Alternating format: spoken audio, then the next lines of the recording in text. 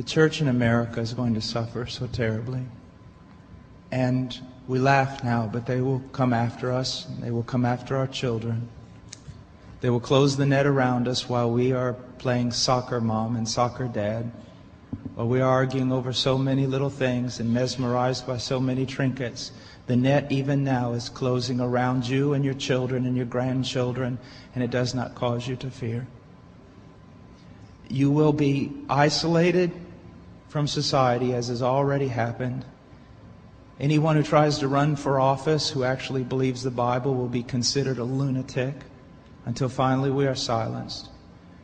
We will be called things that we're not and persecuted not for being followers of Christ, but for being radical fundamentalists who do not know the true way of Christ, which of course is love and tolerance. You'll go down as the greatest bigots and haters of mankind in history.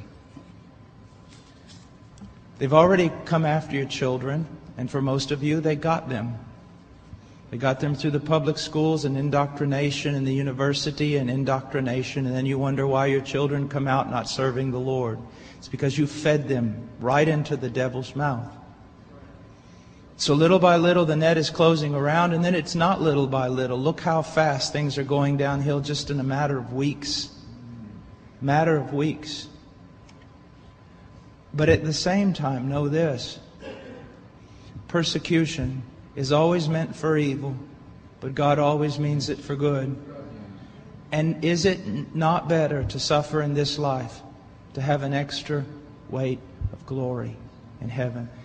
You must settle this in your mind. This is the one thing I want to say over and over. Do not believe. Down through history, you have a wrong idea of martyrdom and persecution. You think that these men were persecuted and martyred for their sincere faith in Jesus Christ. That was the real reason, but no one heard that publicly.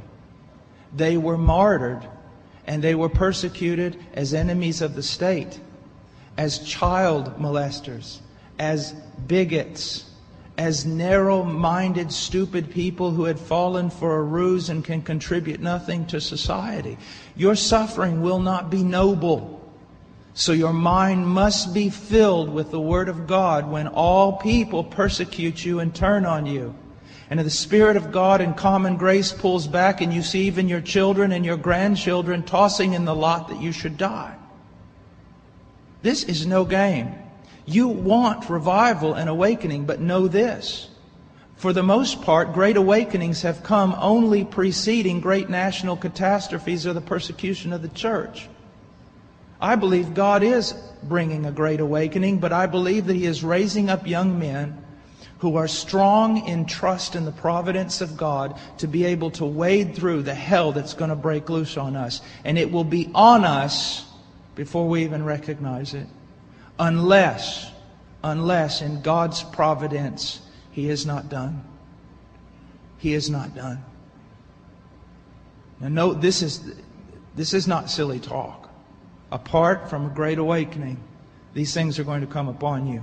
Be ready to lose your homes, your cars, and everything.